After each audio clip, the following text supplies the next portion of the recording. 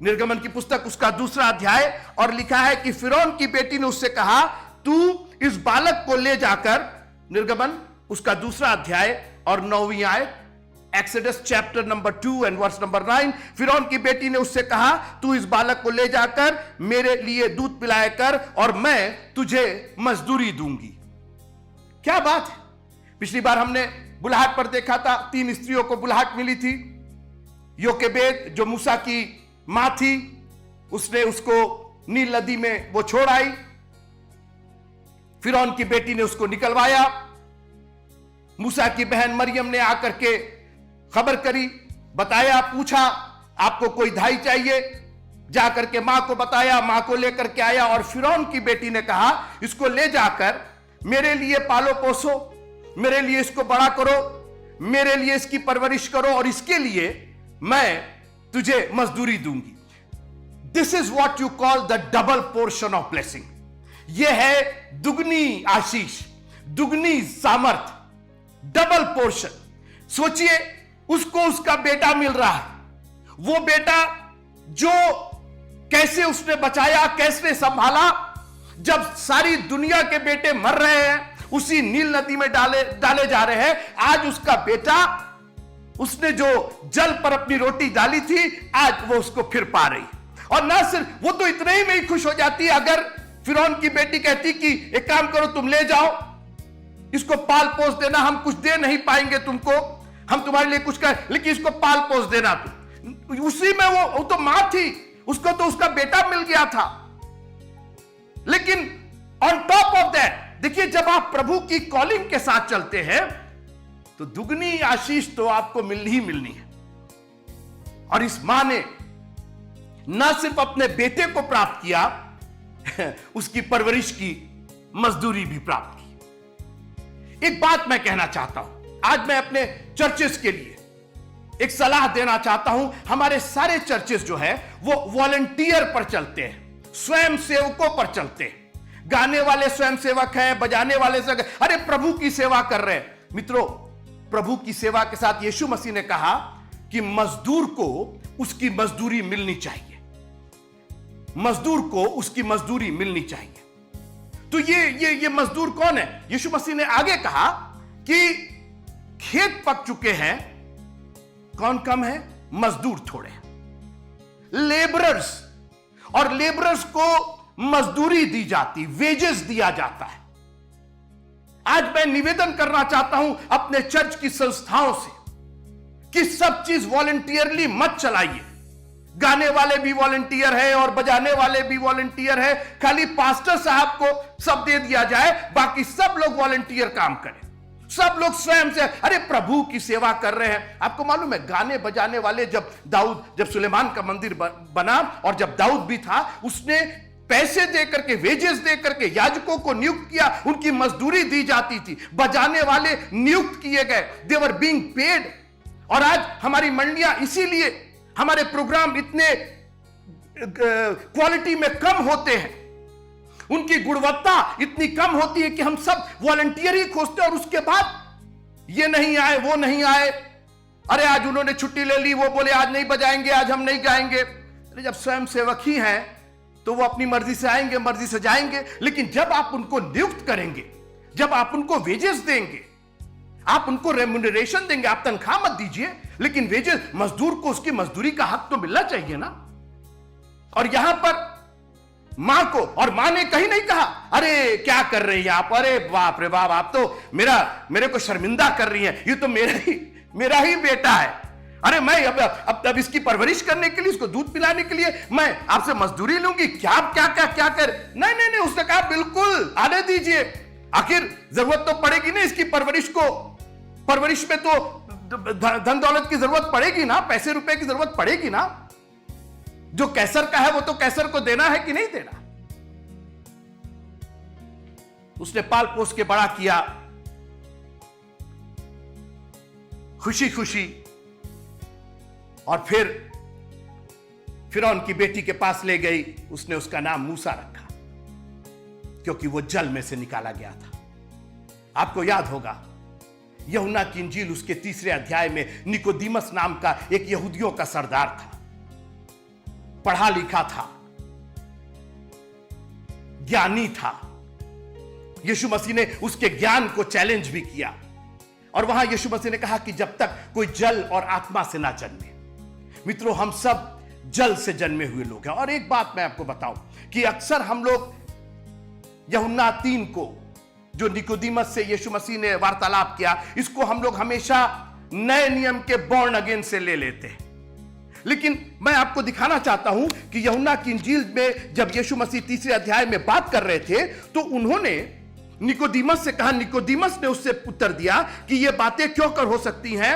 यह सुनकर, चूंकि उसने क्वेश्चन किया कि ऐसा कैसे हो सकता है कि हम नए सिरे से जल और आत्मा से कैसे जन्मेंगे, हम क्या फिर माता के गर्भ में जाकर फिर से पैदा हो। यह सुनकर 10वां पद 3 अध्याय John chapter 3 and verse number 10, यह सुनकर यीशु ने उससे कहा, तू इस्राएलियों का गुरु होकर भी क्या इन बातों को नहीं समझता? अरे हम तो सोचे थे ये बैप्टिज्म की बात है, ये तो प्रेरितों के काम में और उसके यूरोबियों की पत्री में और बाकी जो बैप्टिज्म हुए उसकी बात है। ये तो इस्राएलियों का सरदार था। और यीशु मसीह ने उससे कहा कि तू क्या नहीं समझता इन बातों को? ये नए सिरे से जन्मने को, जल और आत्मा से जन्मने को तू नहीं समझता? अरे हम कैसे समझेंगे, अभी तो नया नियम लिखा ही नहीं गया।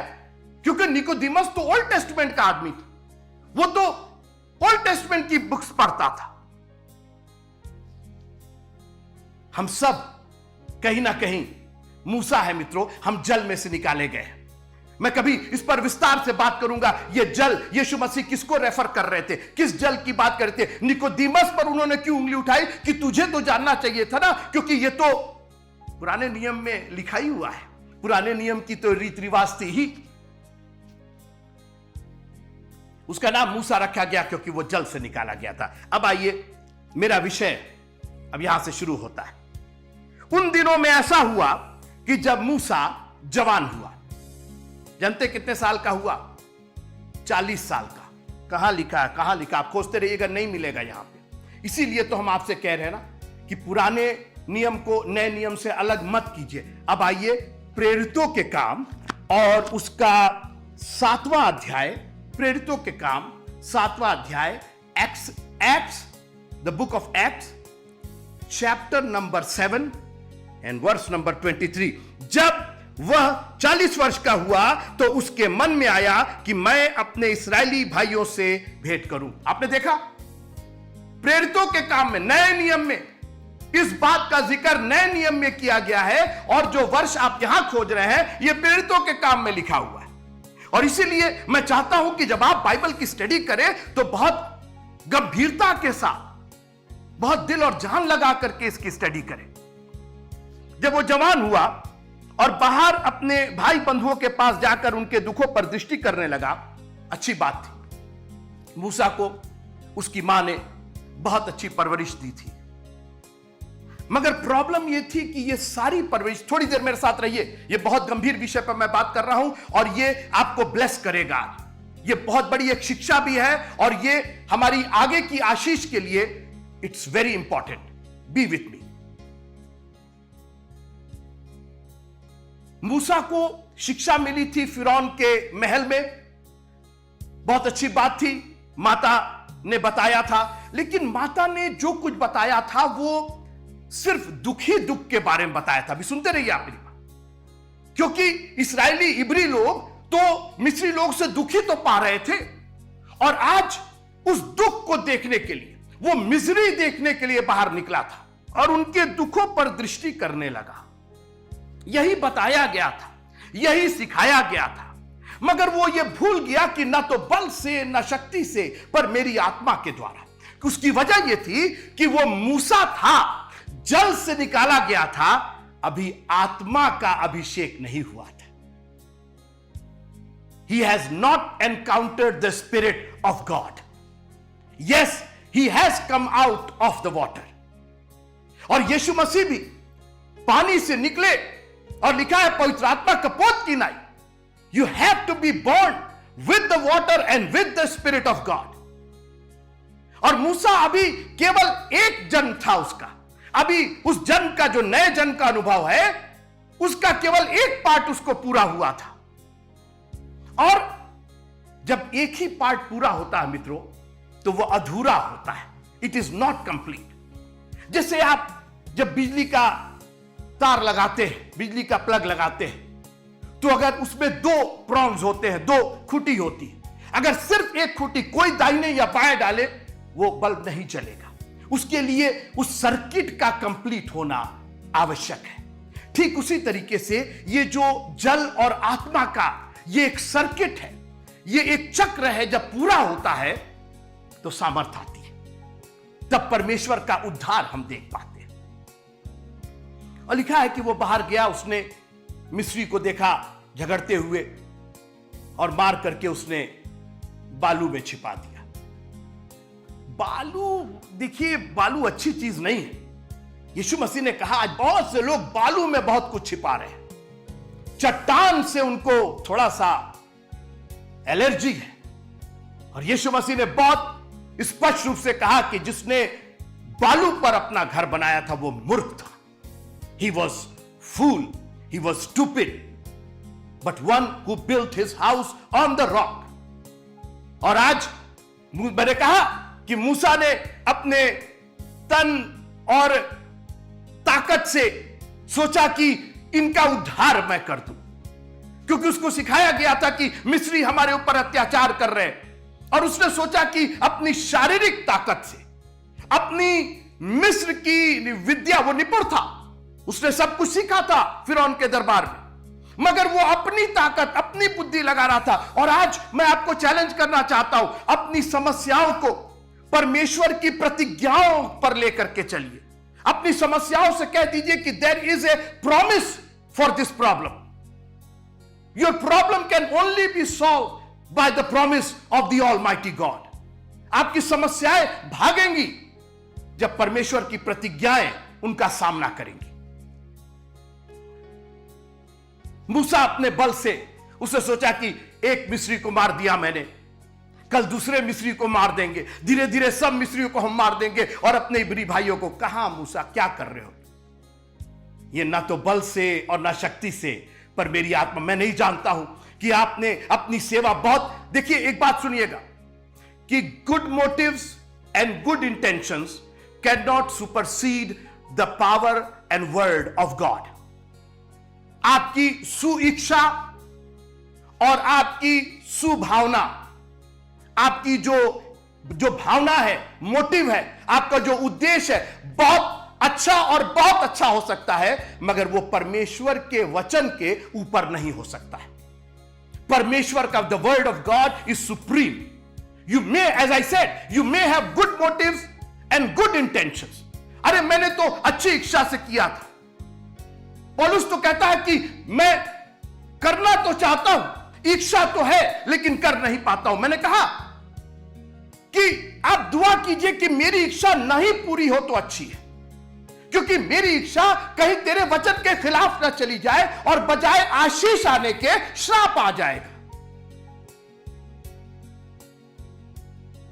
और बहुत लोगों ने वचन के खिलाफ जाकर के, अच्छा मोटिव था, अच्छा उद्देश्य था, सोच अच्छी थी, मगर परमेश्वर की खिलाफ, वचन की खिलाफत हो गई और आशीष की बजाय श्राप भोग करके रह गए। और कई बार आज मैं चाहता हूं कि आप अपने जीवन का अवलोकन कीजिए, अपनी मिनिस्ट्री का अवलोकन कीजिए, अपने घर द्वार का अवलोकन कीजिए। प्रभु, कहीं मेरी इच्छा तेरे वचन के खिलाफ तो नहीं जा रही है? हमने सोचा तो अच्छा है कि मेरा बेटा जो है वो खूब पढ़ लिख के डॉक्टर बन जाए, इंजीनियर बन जाए और क्या बन जाए और दुनिया में बड़ा नाम कमाए। कहीं ये तो मेरी इच्छा है, लेकिन ये तो आपकी इच्छा के कहीं खिलाफ तो नहीं जा रहा है। मित्रों, आशीषें नहीं आएंगी। दूसरे दिन बालू में छिपा दिया, दूसरे दिन गया। बस मेरे साथ थोड़ी देर रहिएगा, एक बहुत महत्वपूर्ण विषय पर मैं आपको छोड़ना चाहता हूं। दूसरे दिन दो इस्राएली, दो इब्री लड़ रहे थे। जो अपराधी था उसमें लिखा हुआ है, ये पढ़िए इसके अंदर। उसने फिर दूसरे दिन बाहर जाकर उसने देखा कि दो इब्री पुरुष आपस में मारपीट कर रहे हैं। उसने अपराधी से कहा, इसने तय कर लिया ये अपराधी है, यही गलत है। आज हम लोग बहुत जल्दी उंगली उठा देते हैं, ये गलत है। मूसा, क्या कर रहे हो तुम? आगे सुनिए। उसने उससे कहा, किसने तुझे हम लोगों पर हाकिम और न्यायी ठहराया है? Who are you? किसने तुझे न्यायी ठहराया है? और यही आज मैं आपसे पूछना चाहता हूं कि आप अपॉइंटेड हैं कि नहीं है। अब ये सेंटेंस सुनिए, you may be anointed, not necessarily you are appointed. आप अनॉइंटेड, आप अभिषिक्त हो सकते हैं, आधिकारिक नहीं हो सकते। और जब तक आप आधिकारिक नहीं हैं, तब तक आप अपने अधिकार का, अपने सामर्थ्य का प्रयोग नहीं कर सकते। और आज मसीह की मंडली जो है, खासकर हमारे हिंदुस्तान की जो मंडलियां हैं, इनकी प्रॉब्लम यह है कि अनॉइंटेड हैं, इनकी संस्थाएं हैं, चर्च की बड़ी बड़ी बिल्डिंगें हैं, अपॉइंटेड कोई नहीं है। बड़े बड़े लोग निकल करके आ रहे, प्रचारक निकल करके आ रहे, रोज एक नए प्रचारक निकल के, अरे मैं वचन से भरा हुआ, मेरे पास ये वचन है, मेरे पास, बहुत अच्छी बात है, आप बिल्कुल अनॉइंटेड हो सकते हैं। आर यू अपॉइंटेड और नॉट? मूसा अनॉइंटेड तो था, इसको चुना तो गया था, पानी से तो निकाला गया था, अभी इसका अपॉइंटमेंट नहीं हुआ था। आप सोचिए, एक स्कूल चल रहा है, प्रिंसिपल अपने ऑफिस में बैठा है, तब तक उसको किसी क्लास से कुछ आवाज, एक स्ट्रेंज, एक परदेसी की जैसे आवाज आती है, जो उसने कभी सुना नहीं। वो प्रिंसिपल क्लास में जाता, देखता है एक सज्जन जो है वो बच्चों को भूगोल पढ़ा रहे हैं। प्रिंसिपल पूछता, आप कौन है? अरे मैं भूगोल का बहुत बड़ा जानकार हूं, मैंने एमए पीएचडी हो गया। बोले ठीक है, लेकिन आप इस क्लास में कैसे आए? अरे मैं बच्चों को पढ़ा रहे। ठीक है, आप बच्चों को पढ़ा रहे हैं, आपको नॉलेज भी है, ये बताइए कि इस स्कूल में, स्कूल ने आपको अपॉइंट किया? नहीं, जरूरत क्या, मैं तो एमए हूं, मैं तो पीएचडी हूं, मैं तो भूगोल के एक एक चैप्टर को मैं ऐसा समझा दूंगा, आप क्या, आपसे ज्यादा मैं बहुत अच्छी बात है, आप बिल्कुल जानते हैं, आप मेरे साथ आइए। ऑफिस में ले जाता, कहता सर आपके पास सारी नॉलेज होगी, लेकिन आप अपॉइंटेड नहीं है यहां पढ़ाने के लिए, आपका यहां पर अधिकार नहीं दिया गया है पढ़ाने के लिए। और आज मैं आपको, और खास करके प्रचारकों को, और खास करके आज बहुत से लोग पास्टर अपना लिख रहे हैं, जबकि वो पास्टर नहीं है। पास्टर का मतलब चरवाहा, और चरवाहा का मतलब आपके पास भेड़ें होनी चाहिए, आपके पास कोई कलीसिया होनी चाहिए। आप केवल बीएड कर लेने से टीचर नहीं होते। बहुत से मैंने बीएड करने वालों को देखा, वो मोटर मैकेनिक है। अब आप सोचिए, एक सज्जन थे, वो मैंने उनसे पूछा आपने क्या किया है? तो वो बस में जा रहा था मैं, तो बोले मैंने बीएड किया है, और कर रहे थे वो कंडक्टरी। तो ये बताइए हम उनको टीचर कह के पुकारेंगे, मास्टर साहब, मास्टर साहब? वो बोलेंगे बाबू मैं मास्टर नहीं हूं, मैं कंडक्टर हूं। अरे आपने बीएड किया है ना, बहुत अच्छी बात। You may be anointed but not necessarily you are appointed. You ask the lord, आप प्रभु से पूछिए। और यूसुफ को याद रखिएगा, यूसुफ को बहुत दिन के बाद यह समझ में आ गया था कि मैं अनॉइंटेड हो सकता हूं। आपको याद है जब वो सपने देखता था, दर्शन देखता था, वो उस प्रभु ने उसको अनॉइंट किया था, लेकिन जब तक उसका अपॉइंटमेंट नहीं हुआ, और एक दिन उसका अपॉइंटमेंट हुआ। मैं पढ़ना चाहता हूं क्योंकि उत्पत्ति किताब हम देख चुके, उत्पत्ति की पुस्तक उसके 45वें अध्याय 8वीं आयत में लिखा है, इस रीत से अब मुझको यहां पर भेजने वाले तुम नहीं, यूसुफ अपने भाइयों से कह रहा है, परमेश्वर ही ठहरा, और उसी ने मुझे फिरौन का पितासा और उसके सारे घर का स्वामी और सारे मिस्र देश का प्रभु ठहरा दिया है। I am not only anointed now, I am appointed also. मेरे पास अब अधिकार भी है। और आज मंडियों में, और खासकर ये इंटरनेट पर, बहुत से ऐसे लोग अनॉइंटेड है, बहुत अच्छा उनके पास प्रचार है, बहुत अच्छा वचन है, लेकिन आर यू अपॉइंटेड? क्या आपको अधिकार दिया गया है? क्योंकि मंडली में जो 5 सेवाएं रखी गई हैं, वो ठहराई गई हैं, नियुक्त की गई हैं, और ये परमेश्वर की ओर से है। You ask the Lord. एक पेड़ होता है जो बहती हुई नालियों के किनारे लगाया गया, मैं भजन संहिता 1 की बात कर रहा हूं, लिखा है वो अपनी ऋतु में फलता है। वो पेड़ तो है, हरा भरा है, उस पेड़ को लालसा है, अरे आज ही मैं फल जाऊं, आज ही मैं फल जाऊं, मेरे में ताकत है, मैं फल सकता हूं। नहीं, there is an appointed time for you to bring forth fruit. वो अपनी ऋतु में, आज बहुत से लोग बिना ऋतु के, बिना मौसम के फले जा रहे हैं। खुदावंद ने हमारे लिए ना सिर्फ सामर्थ्य है, लेकिन हमें अधिकार भी दिया है। और जब तक वो अधिकार ना मिले, अब आप पूछेंगे इस अधिकार की जरूरत क्या है? जब अधिकार आपके ऊपर होता है तो आपके ऊपर अंकुश होता है, और तब आपकी नहीं बल्कि भेजने वाले की, अधिकार देने वाले की इच्छा पूरी होती है। जो अधिकार आपको देता है वो आपके ऊपर मालिक होता है, वो सर्वोपरि होता है। आज हमारी प्रॉब्लम यह है कि हमने वो अधिकार खुद ही ले लिया। अरे परमेश्वर ने हमको बताया, परमेश्वर रियली, क्या सचमुच परमेश्वर ने आपको?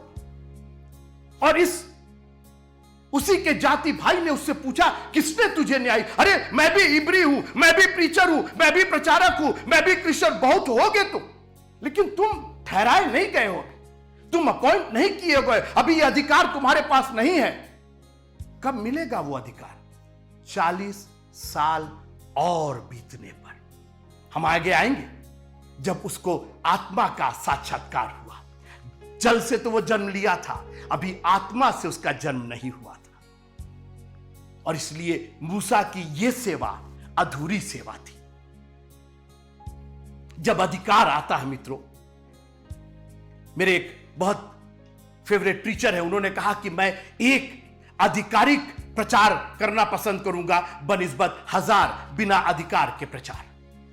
प्रचार तो कोई भी कर सकता है, बाइबल है, ये 66 किताबें हैं, कुछ भी लेकर के आप बोल सकते हैं, लेकिन उसमें आपका अधिकार कितना है?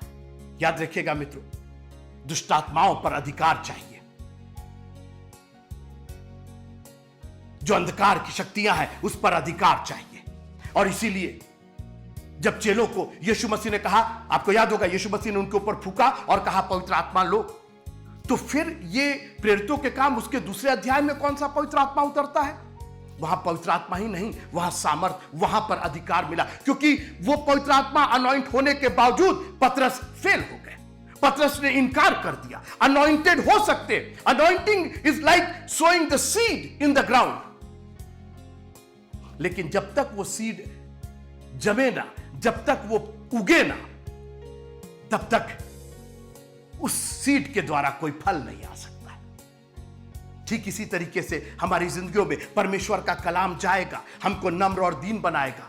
और याद रखिएगा, लिखा है कि जब तक वो बीज मर नहीं जाता, जब तक हमारा मैं मर नहीं जाता। यहां पर मूसा को अपनी ताकत पर, अपनी निपुणता पर, जो फिरौन के दरबार में उसने सीखा था, जो विद्याएं उसने सीखी थी, जो नॉलेज उसको मिली थी, उससे वो उद्धार करना चाहता था। नहीं मित्रों, ये उद्धार तो यहोवा का उद्धार है। एक दिन उसको समझ में आ गया और उसने कहा, जब वो इब्रानियों को लेकर के निकला, इसराइलियों को लेकर निकला लाल समुद्र पर, उसने कहा बहुत पहले मुझे मालूम हो गया था कि ये ना तो बल से ना शक्ति से, लेकिन परमेश्वर की आत्मा से। उसने कहा खड़े खड़े उद्धार का काम देखो जो यहोवा आज तुम्हारे लिए करेगा।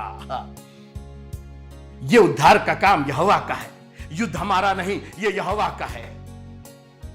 जब आपको अधिकार मिलता है तो आप वही काम करते हैं जो आपका अधिकारी आपको करने के लिए प्रेरित करता है, जो आपको मैंडेट देता है, जो कहा जाता है। जब स्कूल में उस टीचर का या उस व्यक्ति का अपॉइंटमेंट हो जाता है, जब उसकी नियुक्ति हो जाती है, फिर उसको कहा जाता है फलानी क्लास में इतने बजे से इतने बजे तक। अब आप ना सिर्फ अनॉइंटेड है, ना सिर्फ आपको ज्ञान है, आपकी नियुक्ति भी हुई है और अब आपको इसका प्रतिफल मिलेगा। महीने के आखिर में आपको इसकी तनख्वाह मिलेगी। अभी तक आप आते थे, जाते थे, पढ़ाते थे, बोलते थे, कोई आपको नहीं मानता था, निकाल दिया जाता था। आपकी इतनी नॉलेज होने के बावजूद आपकी नियुक्ति नहीं थी, इसलिए आपका कोई अधिकार नहीं था। आपकी नियुक्ति हुई, आपका अधिकार बन गया। और आज मैं आपको चैलेंज करना चाहता हूं, ना सिर्फ अनॉइंटिंग आपको चाहिए, एक अपॉइंटिंग भी आपको चाहिए। कहिए प्रभु मुझको अपॉइंट कीजिए, मुझको वो अधिकार दीजिए। अगर आप चाहते हैं, अगर जिस क्षेत्र में आप मुझे अधिकार देना चाहते हैं, उस क्षेत्र में मुझको इस्तेमाल कीजिए। खुदावंद आप सबको बहुत बहुत आशीष दे। जय मसीह।